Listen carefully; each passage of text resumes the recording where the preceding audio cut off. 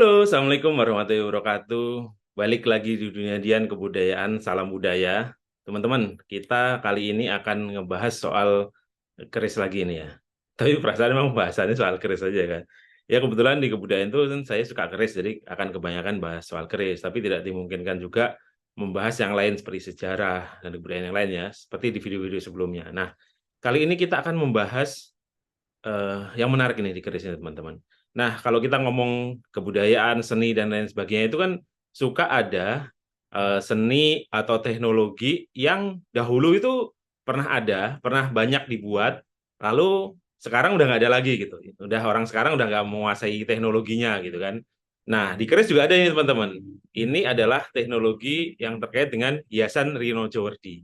Jadi Rino Djawadi itu hiasan di bajunya keris ya, atau sandangan keris, terutama di pendok dan di selut, itu yang ada enamelnya. Nah, biasanya muncul memang di keris-keris yang mewah nih, keris-keris dalam benteng lah ya, atau dalam keraton itu misalnya pendoknya emas, lalu ada Rino Djawardinya, lalu juga selutnya segala macam nih.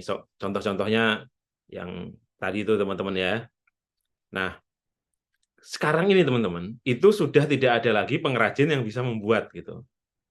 Lalu kemudian dibilang bahwa Rino Djawadi ini sudah punah gitu kan. Ya macam-macam, ada yang bilang karena titik bekunya Rino Djawadi itu lebih tinggi dari titik leburnya emas atau perak. Jadi ketika mau dipasangi ya emas peraknya udah hancur duluan dan lain sebagainya, lain sebagainya. Yang itu yang kebanyakan kita dengar ya sama ini gitu. Ah, dan macam-macam lah. Intinya sekarang sudah tidak ada yang bisa membuat itu. Lalu benarkah Rino Djawadi itu punah gitu? Ya untuk di dunia keris, di sandangan keris memang punah, tapi sebenarnya seni ini tidak pernah punah di dunia, teman-teman. Jadi yang disebut di Jawa Reno Djawardi itu kan enamel ya. Itu kalau di Eropa disebutnya cloison. Lalu kemudian ya di Cina juga. Coba kita googling itu akan muncul banyak sekali ini ya, seperti ini apa namanya kerajinan-kerajinan karya seni yang memakai Reno Djawardi itu banyak sekali. Lalu kalau di Jepang itu namanya Shippoyaki. Itu banyak sekali dipakai di Suba dan hiasan di katana, tanto dan lain sebagainya gitu. Bahkan jauh lebih bagus dari Rino Djawadi di keris gitu karena ada gradasinya, lalu ada lebih rumit dan segala macam gitu, teman-teman. Kemudian kan jadi pertanyaan, kenapa di keris Rino Djawadi ini punah gitu kan? Nah, ini ada yang menarik nih. Kalau ini saya sebut hipotesis ya, teman-teman. Jadi dulu itu ada pengusaha atau perusahaan pembuat perhiasan, emas, perak, permata, dan juga jam yang disaku gitu. Itu Arken Co. Itu di zaman Hindia Belanda dulu, teman-teman. Nah, dia ini biasa melayani gubernur jenderal, biasa melayani keluarga keraton Yogyakarta dan Surakarta, dan juga sampai ke Raja Thailand, teman-teman.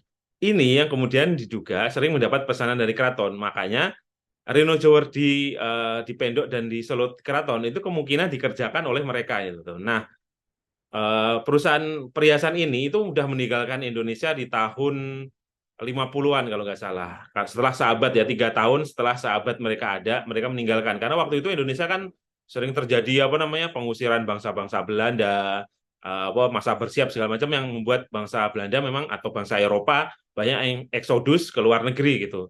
Nah, termasuk perusahaan perhiasan ini. Makanya kemudian tidak ada lagi produksi Rino Djawadi. Saya masih percaya bahwa Rino Djawadi itu tidak dikerjakan oleh pengrajin pribumi atau pengrajin kita ya. Kalau masih pasti akan tetap lestari sampai sekarang gitu.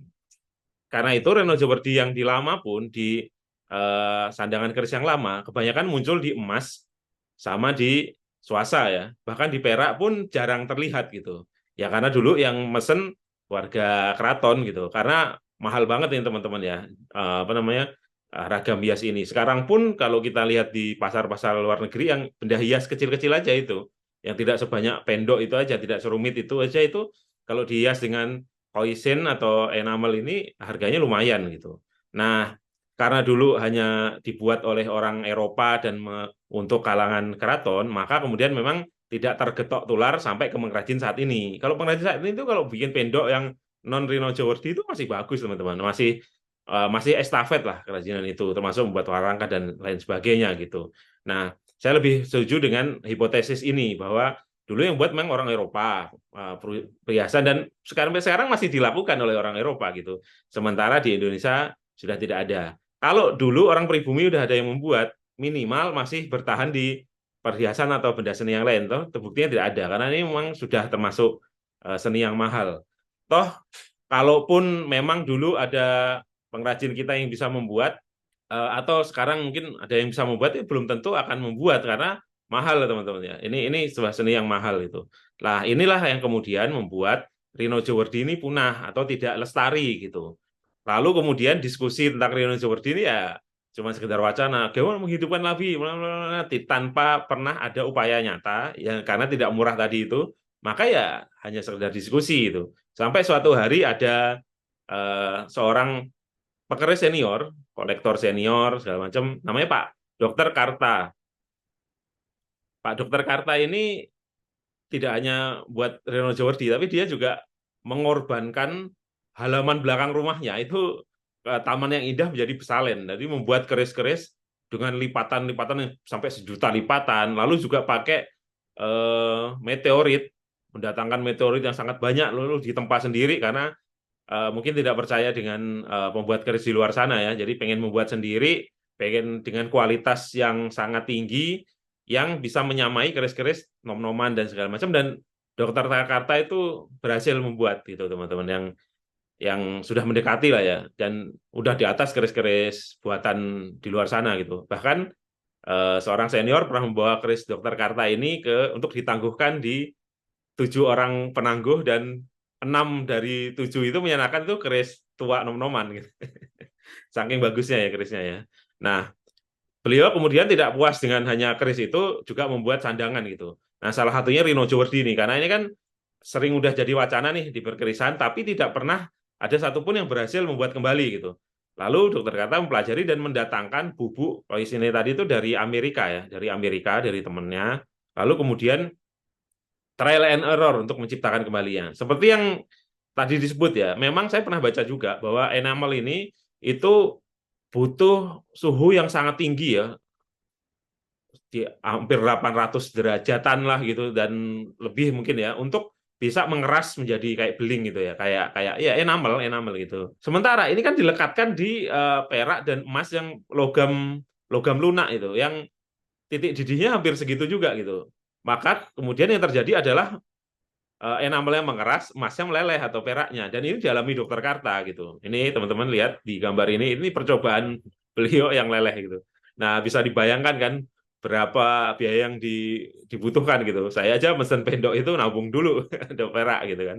Nah, trial and error ini menurut beliau udah termasuk yang keris, sudah menghabiskan duit ratusan juta teman-teman. Makanya kita perlu angkat topi, dan alhamdulillahnya berhasil. Akhirnya beliau berhasil membuat di perak ya teman-teman. Nah, ini kemudian berhasil, lalu kemudian disepuh emas, dan hasilnya memang belum sempurna, tapi sudah mendekati Rino Djowerdi yang dibuat kerajaan-kerajaan itu. Kita bisa bilang Rino Djowerdi udah hidup kembali teman-teman. Nah, beliau juga sekarang lagi mulai mengembangkan ya, dengan warna yang lain, warnanya juga digabung dan lain sebagainya, yang terus beliau lakukan, akan terus exercise, yang semoga hasilnya nanti sudah bisa menyamai bahkan melebihi Rino Djowerdi di masa lalu. Karena Rino Djowerdi di masa lalu itu cenderung homogen ya.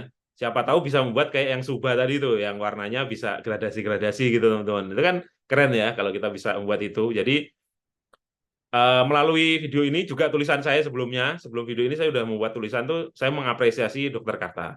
Saya mengesampingkan ya dunia keris biasalah, suka berantem-berantem, ada yang suka Dokter Karta, ada yang tidak, ada yang ini. Saya mengesampingkan itu, saya di dunia keris ini netral, saya tidak pernah di kubu manapun. Saya akan apresiasi siapapun di dunia keris ini yang melakukan pelestarian seperti yang Dokter Karta ini lakukan. Walaupun orangnya bermusuhan Dokter Karta, kalau dia melakukan yang sama juga akan saya apresiasi gitu. Dan sebaliknya. Nah, ini kan nggak butuh hanya tekad, kemauan, tapi juga dana, waktu, tenaga, pikiran yang tidak sedikit untuk menciptakan ini gitu. Maka kita perlu angkat topi, kita perlu mengapresiasi apa yang sudah dilakukan oleh senior kita. Semoga ini bisa menginspirasi kepada mereka-mereka yang punya sumber daya seperti Dokter Karta juga, mungkin akan bisa melakukan inovasi-inovasi yang lain dan menghidupkan kembali yang sudah tidak ada dan lain sebagainya. Itulah yang namanya pelestarian teman-teman. Itu yang the real pelestarian. Jadi kita melestarikan sesuatu itu ya begitu, actionnya kelihatan hasilnya, dan biar tidak hanya orang di masa lalu yang bisa menikmati keindahan Rinojowerdi, tapi juga orang hari ini dan orang di masa depan. Selamat Dokter Karta, semoga semakin banyak para pecinta keris atau Tosan Aji yang mengikuti jejak beliau. Ya, kalaupun tidak bisa mengikuti seperti saya, minimal mengapresiasi dan menikmati gitu. Oke teman-teman, video kali ini sampai di sini aja. Seperti biasa, jika suka silahkan like, silahkan di-share juga. Jangan lupa subscribe. Sampai jumpa di video berikutnya. Saya Dian, pamit undur diri. Assalamualaikum warahmatullahi wabarakatuh. Salam budaya.